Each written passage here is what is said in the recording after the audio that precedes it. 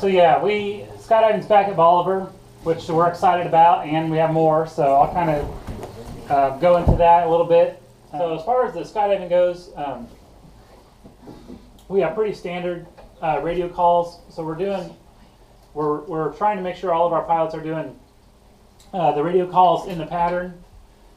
So we're required to talk with Springfield ATC while also monitoring local frequency, and we're doing that. The pilot calls, part of the calls with ATC verify no conflict, and we'll talk about times where another airplane may be approaching the airport where we feel like there's still no conflict to let jumpers out, and that's based on what the winds are doing for that day, and I'll cover some of those scenarios. And we also try to make sure all the announcements on the local frequency when jumpers are away and standard calls in the pattern.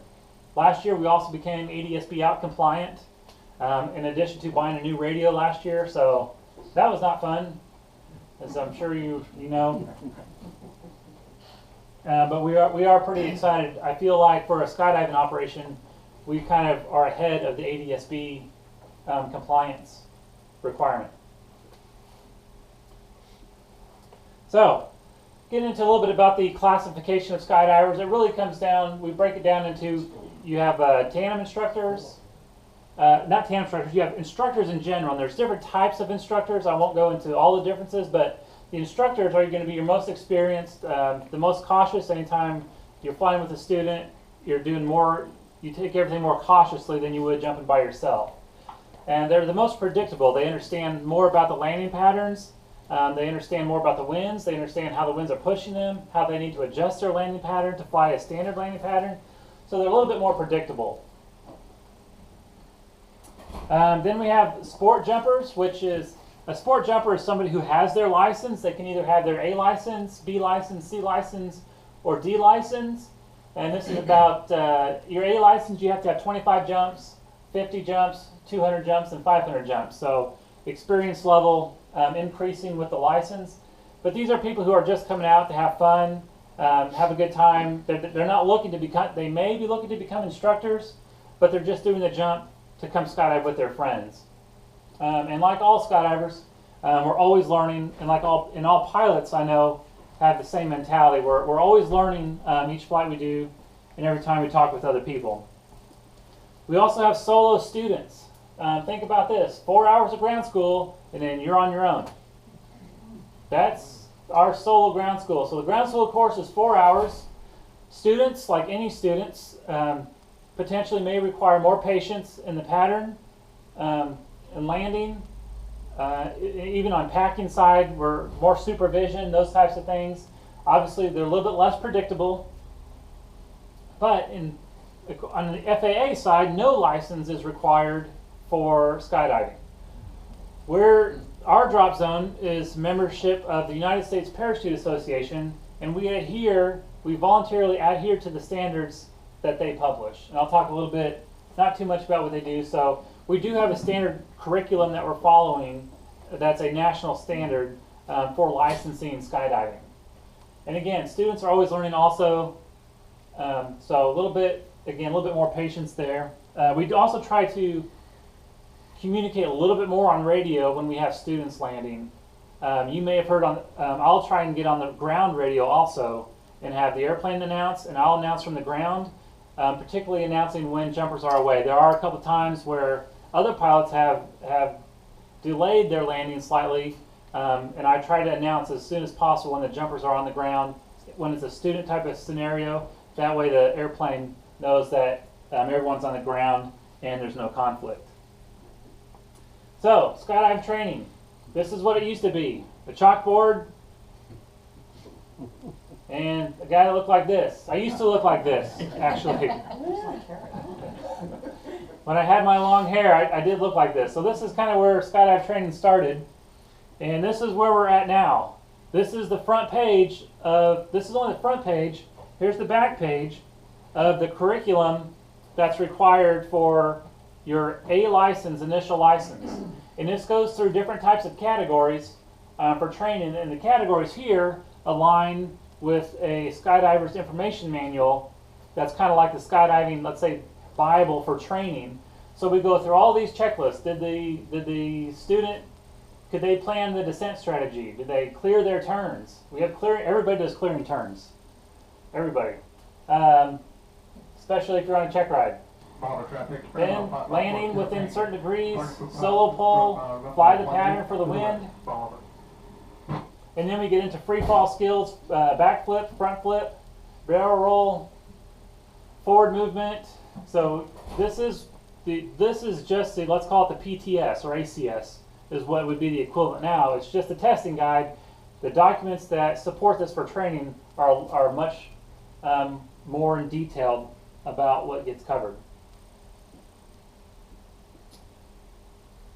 What I go over most with the students and the jumpers is landing pattern, because you have to land every single time, and every single jump you're going to have a different landing pattern. So we have the advantage of being able to land into the wind every single time, but it means our landing pattern is different every time, although it's the same standard landing pattern that you're familiar with: downwind, base, and final. And let me go to the next slide actually. So kind of explain the differences. If you're an airplane, you'd have more of a glide slope in this format. The jumpers have a more aggressive glide slope, greater angle of attack. So what does this mean for the landing pattern? So if here's your landing pattern for the airplane, you're getting such a longer glide slope, it needs to be a lot wider. So here's the parachute landing pattern.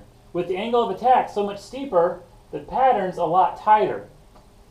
And this actually helps us when we're going to avoid other aircraft. So this field out here, out the end of our hangars on the north side is our primary landing area. We also have a side landing area here next to the hangars. So this is a situation where, even for a left-hand pattern, the pattern for the aircraft is so wide, and the pattern for the parachute is at the same pattern altitudes. Keep that in mind. So if here's your 2,000 foot pattern entry, this is the 2,000 foot pattern entry for the parachutist. And that's why the skydiving activities and parachute activities can be contained inside of the landing pattern for other aircraft.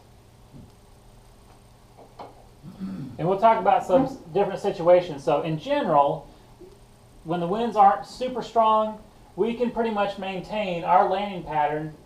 Here's our 2,000, this landing pattern, no matter where you enter within the circle, you're going to enter your landing pattern at 2,000 feet as a skydiver.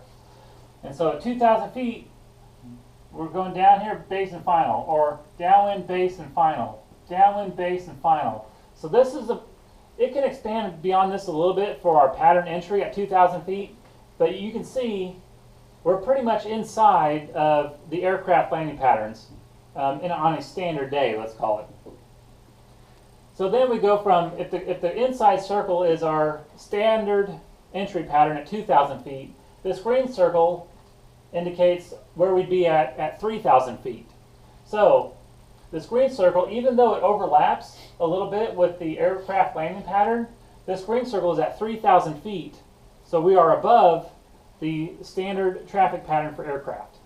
So where there's overlap, we should be higher than any aircraft in the pattern until we get to the point where we are at the 2,000 feet to enter our standard landing pattern. By that point, we should be well within the area shown here. Now, that can change based on winds. So with the winds coming out of the south, our pattern in our area that we could potentially be in elongates so that we float back, traveling faster downwind. So you can see here how it elongates. So at 3,000 feet, we can be here, faster drift downwind. We might enter our downwind here at 2,000 feet, downwind, base, and final. So winds out of the south, we feel like in this type of situation, if we're letting jumpers out right about here, and there's an aircraft on left downwind for runway 18, we feel like there should not be a conflict with doing a downwind, base, and final here over the taxiway and coming down, and an aircraft coming in on 18 also. Now, if there's ever any question or anybody has a concern, let us know on radio. We can adjust. We can talk about, we try and make sure that we adjust when it's makes sense for us to adjust, and then other pilots have volunteered to adjust also, and we greatly appreciate that, and I try and make sure and mention that to every pilot that does that for us, and we try to accommodate that also. But there are times like this when we feel like there's no conflict for jumpers to be out and an airplane to be landing at the same time. But if there's a question, there's obviously no hard set rule on it, so communication is always best. This is a situation where we would maybe opt to not do that. Here, if the winds are out of the northwest, and now you've got an airplane on left downwind for runway 36. Well, with the winds out of the northwest, there's some potential here for some overlap in the pattern area. So this is a situation where if we have an aircraft coming in left downwind 36 and we're letting jumpers out over here, that's where we may hold, may do a go around. We also have had pilots offer to do an extended left downwind for 36. You know, if you want to go out another mile, you'll be clear. Again, just more communication. So we try and look at the different scenarios based on how the winds are for that day, and try and make that decision the best we can. If we have any question about it, we'll go around, we'll delay, whatever we need to do. We do have, what we do yearly is all of our instructors each year go through a yearly retraining, and we bring in a nationally recognized USPA examiner. This would be like this would be effectively a DPE comes in and does refresher training for all the different types of ratings that we have. We also do for all of our regular jumpers, we have a safety day, and safety day, we have a training harness, everybody gets through the harness. So this is March, usually after a long winter, people haven't jumped in a couple months, good to do some refresher training. We get everybody in harness, we go through all the emergency procedures. And one thing that we started doing, I'm pretty proud of, that we like to do is we have a gear check scenario. So if you can imagine this, let's say if you had 4 airplanes out here and you told your students, go to those 4 airplanes, do an inspection on every airplane and write down everything you find wrong with it. Well, that's what we do with rigs. We take 4 parachute rigs, we mess up a few things on them, and we expect everybody to find what's wrong with those parachutes. So it's kind of a game to challenge attentiveness and gear inspections so that people get more familiar with looking at gear and finding things that are wrong. So we pretty much do gear checks all the time. Before we board the airplane, for students we do those inside the airplane as well before we exit.